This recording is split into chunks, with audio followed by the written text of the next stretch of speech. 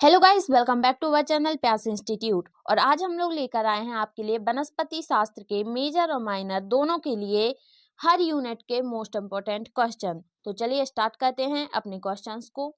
तो अपना पहला क्वेश्चन है कि वनस्पति विज्ञान किसे कहते हैं, यानी कि बॉटनी जिसका हम अध्ययन और जिसके हम मोस्ट इम्पोर्टेंट क्वेश्चन कर रहे हैं वो क्या है।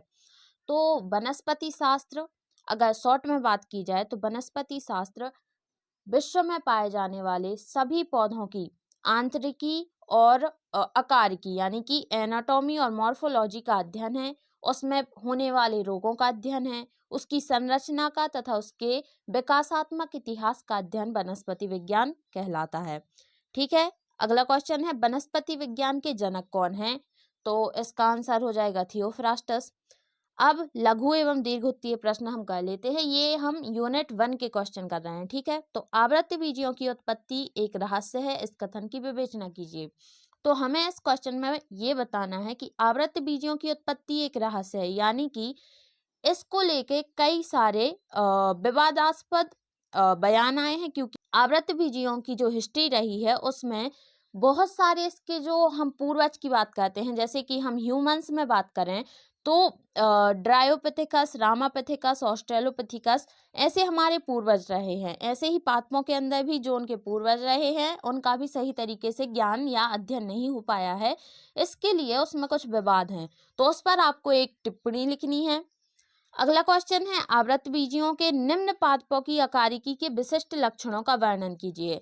क्वेश्चन ये कहना चाहता है कि पादप के जो आवृत्त बीजी पादप के अंदर जो उसके विभिन्न अंग पाए जाते हैं उसका आपको वर्णन करना है, यानी कि परागकण, अंडक और पुंकेसर, स्त्री केसर, ये जो उसके भाग हैं और उनके जो कार्य हैं उनका आपको सचित्र ना सही लेकिन शब्दों में वर्णन करना है।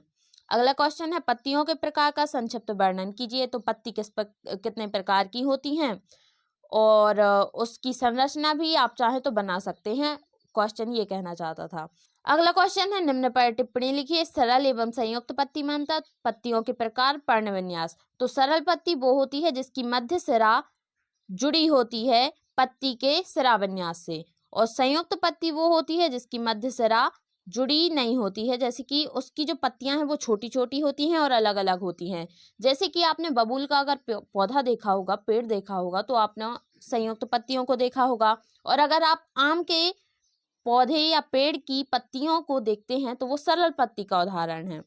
पत्ती में अंतर बताना है इन दोनों में, और पत्तियों के कार्य बताने हैं, जैसे कि रंध्रों से वो जल का अवशोषण करती हैं, प्रकाश संश्लेषण करती हैं, ये उनके कार्य होगा। पर्ण विन्यास, समांतर पर्ण विन्यास होता है और जालिकावत पर्ण विन्यास होता है, आपको ये सब बताना है। अगला क्वेश्चन है प्रोकैरियोट एवं यूकैरियोट कोशिका पर संक्षिप्त टिप्पणी लिखिए। तो ये क्वेश्चन तो आपको पता ही होगा, क्योंकि ये हम 7th 8th से पढ़ते आ रहे हैं कि प्रोकैरियोट कोशिका क्या होती है, यूकैरियोट कोशिका क्या होती है। जिसमें केंद्रक जो होता है वो अच्छी तरीके से विकसित नहीं होगा, वो प्रोकैरियोट होगी। यूकैरियोट में विकसित केंद्रक पाया जाएगा, केंद्रक झिल्ली पाई जाएगी, माइटोकॉन्ड्रिया, गाल्जी बॉडी, सारे अंगक पाए जाएंगे। मोनेरा जगत है, उसके अंतर्गत प्रोकैरियोटिक जीव आते हैं, और उसके बाद जितने भी जगत आते हैं उसमें यूकैरियोटिक जीव आते हैं। कोशिका भित्ति की संरचना का वर्णन करते हुए इसके कार्य समझाइए, अगला क्वेश्चन है। अगला और फिर कोशिका भित्ति की संरचना का वर्णन करते हुए इसके कार्य आपको समझाने हैं। अगला क्वेश्चन है प्लाज्मा मेम्ब्रेन की द्विस्तरीय लिपिड संरचना की व्याख्या करनी है। जो आपने तरल मोज़ेक मॉडल अगर पढ़ा होगा सिंगर और निकोलसन का, तो उसमें प्लाज्मा मेम्ब्रेन यानी कि कोशिका झिल्ली की द्विस्तरीय लिपिड वाली संरचना का आपको वर्णन करना है, यानी कि इनडायरेक्टली आपको सिंगर और निकोलसन का मॉडल ही समझाना है। आगे बढ़ते हैं, तो अगला क्वेश्चन है निम्न पर संक्षिप्त टिप्पणी लिखिए। Golgi body, peroxisome, mitochondria. तो ये तीनों ही पादप कोशिका में पाए जाने वाले बहुत ही महत्वपूर्ण कोशिकांग हैं, जिसमें माइटोकॉन्ड्रिया सबसे ज्यादा जरूरी है। और ये अगर आपने पढ़ा होगा तो ये केल्विन चक्र में भाग लेते हैं। केल्विन चक्र C3 और C4 पौधों में जो चलता है केल्विन चक्र, ग्लाइकोलाइसिस, इन सभी में इन तीनों कोशिकांगों का बहुत ही ज्यादा महत्वपूर्ण कार्य है। माइटोकॉन्ड्रिया को कोशिका का बिजली घर कहते हैं, ऊर्जा उत्पादन करता है, एटीपी का संश्लेषण करता है। पराक्सीसोम C4 पौधों में क्रेब्स चक्र चलाने में भाग लेता है। माइटोकॉन्ड्रिया की अति सूक्ष्म संरचना एवं कार्यों का वर्णन कीजिए। इसे कोशिका का पावर हाउस क्यों कहा जाता है, सबको पता है। केंद्रक की संरचना एवं कार्य का वर्णन कीजिए। तो पादप कोशिका की अंदर जो कोशिका होती है उसका जो केंद्रक है, आपको उसकी संरचना और उसके कार्य का वर्णन करना है।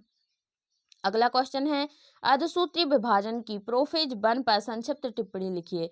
जैसा कि आप जानते हैं कि समसूत्री विभाजन की जो प्रोफेज होती है वो बहुत छोटी होती है, लेकिन अर्धसूत्रीय विभाजन की प्रोफेज 4 से 5 भागों में बटी होती है। Leptotene, zygotene, pachytene, diplotene, diakinesis. तो आपको उन सभी का वर्णन करना है संक्षिप्त में। अगला क्वेश्चन है, माइक्रोस्कोपिक का सिद्धांत क्या है, समझाइए। ओके, तो आगे बढ़ते हैं। अब यहाँ से हमारी यूनिट 2 स्टार्ट होती है, जिसका क्वेश्चन नंबर 1 है, शैवालों के सामान्य लक्षण का वर्णन कीजिए। शैवाल के आपको सामान्य लक्षणों का वर्णन करना है। अगला क्वेश्चन है, ऊडोगोनियम की नैनेंड्रियम प्रजाति का जीवन चक्र का वर्णन कीजिए। थर्ड क्वेश्चन, कैप्सूल पर संक्षिप्त टिप्पणी लिखिए। यहाँ पे कुछ मिसप्रिंट होगा। कारा के ग्लोब्यूल पर संक्षिप्त टिप्पणी लिखिए। अगला क्वेश्चन है, समरूपी पीढ़ीय एकांतरण से आप क्या समझते हैं, एक्टोकार्पस के जीवन चक्र में, इसे समझाइए। ओके, आगे बढ़ते हैं। अगला क्वेश्चन है, मार्केंसिया के गैमा कप पर संक्षिप्त टिप्पणी लिखिए। पॉलीट्राइकम के कैप्सूल पर संक्षिप्त टिप्पणी लिखिए। ये छोटे छोटे टॉपिक हैं, लेकिन इनको आपको शॉर्ट में समझकर लंबे शब्दों में आपको इसका आंसर लिखना पड़ेगा। मार्केंसिया, एंथोसेरोस, पॉलीट्राइकम बीजाणुउद्भिदों का तुलनात्मक वर्णन कीजिए, यानी तीनों को एक साथ अंतर के साथ समझाइए। मार्केंसिया, एंथोसेरोस, पॉलीट्राइकम के गैमीटोफाइट की तुलना कीजिए। यहाँ पे आपको गैमीटोफाइट की तुलना करनी है। ओके, अगला क्वेश्चन है, टेरिडोफाइट के विशिष्ट लक्षणों का वर्णन कीजिए। जैसा कि आपने पढ़ा होगा, ब्रायोफाइटा और टेरिडोफाइटा आवृतबीजी में आते हैं। ठीक है, तो आपको टेरिडोफाइटा के विशिष्ट लक्षणों का वर्णन करना है। टेरिडोफाइटा में पाई जाने वाली विभिन्न प्रकार की स्टील्स का वर्णन कीजिए। राहिनिया का वर्गीकरण, प्राप्ति स्थान, आकार की प्रजनन के बारे में वर्णन कीजिए। लाइकोपोडियम के गैमीटोफाइट का वर्णन कीजिए एवं आवश्यक चित्र भी बनाइए। ये हमारी यूनिट 3 के क्वेश्चन है। अगला क्वेश्चन है, लाइकोपोडियम के तने में पाई जाने वाली विभिन्न प्रकार की प्रोटोस्टील पर संक्षिप्त टिप्पणी लिखिए। स्लेजिनेला के शंकु यानी कि स्ट्रोबिलस की संरचना एवं लंब काट का चित्र बनाकर टिप्पणी लिखिए। थर्ड क्वेश्चन, विषम बीजाणुकता क्या है, इसे स्लेजिनेला के जीवन इतिहास के संदर्भ में समझाइए। स्लेजिनेला ब्रायोप्टेरस, जिसे संजीवनी बूटी भी कहा जाता है, आपको उसमें विषम बीजाणुकता को और उसके इतिहास को समझाना है। भूवैज्ञानिक समय सारणी के विभिन्न कल्पों में उपस्थित पादप अनुक्रम का वर्णन कीजिए। आगे बढ़ते हैं। ये क्वेश्चन आप अच्छे से देखते जाइए और अगर आप इनकी तैयारी भी कर लेते हैं तो आपके अच्छे से अच्छे मार्क्स आ सकते हैं। अगला क्वेश्चन है, जीवाश्म क्या है, जीवाश्म के विभिन्न प्रकारों का वर्णन कीजिए तथा उनका महत्व लिखिए। यहाँ पर हमारी यूनिट 3 कंप्लीट होती है। अब हम यूनिट 4 पर आ चुके हैं, जिसका क्वेश्चन नंबर 1 है, कवकों के सामान्य लक्षण का वर्णन कीजिए। यहाँ पर हमने कवक लिखा है। कवकों के सामान्य लक्षण का वर्णन कीजिए। जैसा कि आप जानते हैं कि कवकों के सामान्य लक्षण क्या होते हैं। कवकों के आर्थिक महत्व पर लेख लिखिए। म्यूकर के जीवन चक्र का संक्षिप्त वर्णन कीजिए। तो देखिए, यहाँ पे आपको कवक के सामान्य लक्षण, कवक के आर्थिक महत्व, म्यूकर के जीवन चक्र, ये कवक का ही एक प्रकार है म्यूकर, जिसके जीवन चक्र का आपको सचित्र वर्णन करना है। ठीक है, आगे बढ़ते हैं। नेक्स्ट क्वेश्चन है, विषमजालकता पर टिप्पणी लिखिए। लाइकेंस के आर्थिक महत्व का वर्णन कीजिए। जैसा कि आपने पढ़ा होगा कि कवक और शैवाल के सहजीवी संबंध को लाइकेन कहा जाता है, जिसकी आपको आर्थिक महत्व का वर्णन करना है। तो आपको एक जरूरी बात मैं यहाँ पे बताना चाहूंगी कि लाइकेन जो होते हैं वो प्रदूषण की पहचान देते हैं, यानी कि जहाँ पर प्रदूषण बहुत ज्यादा होगा उस एरिया में लाइकेंस नहीं होती है। जैसे कि आपने गांव में देखा होगा कि जो नमी युक्त स्थान होते हैं वहां पे आपको कवक और शैवाल का ये सहजीवी संबंध यानी कि लाइकेन ज्यादातर देखने को मिल जाते हैं।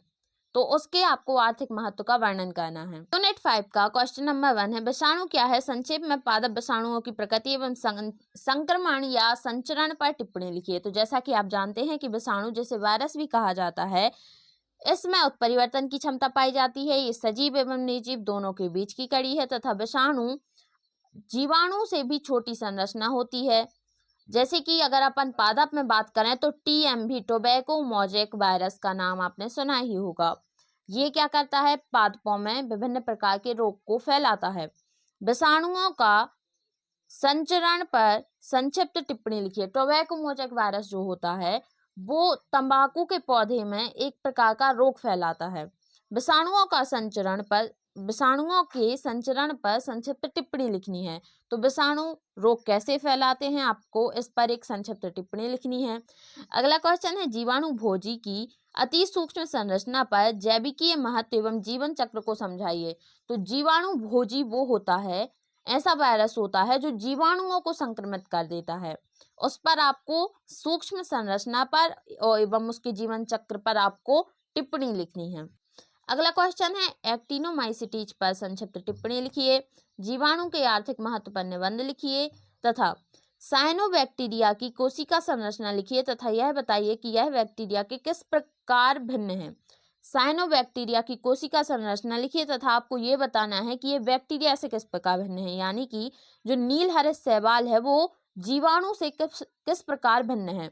तो जैसा कि आपने पढ़ा होगा, 5 जगत वर्गीकरण के अंतर्गत पहले साइनो जीवाणु को पादप जगत में रखा गया था, किंतु यूकैरियोटिक और एक कोषीय होने के साथ साथ तथा प्रकाश संश्लेषण की क्षमता के बावजूद ये जो था वो एक कोशिकीय था तथा इसमें पादपों के बहुत से लक्षण नहीं थे, तो इसलिए इसे फिर मोनेरा जगत में रख दिया गया तथा ये बैक्टीरिया भी जो है वो मोनेरा में आते हैं। लेकिन मोनेरा जगत में आर्की बैक्टीरिया और यू बैक्टीरिया दो भागों में मोनेरा जगत को बांटा गया है।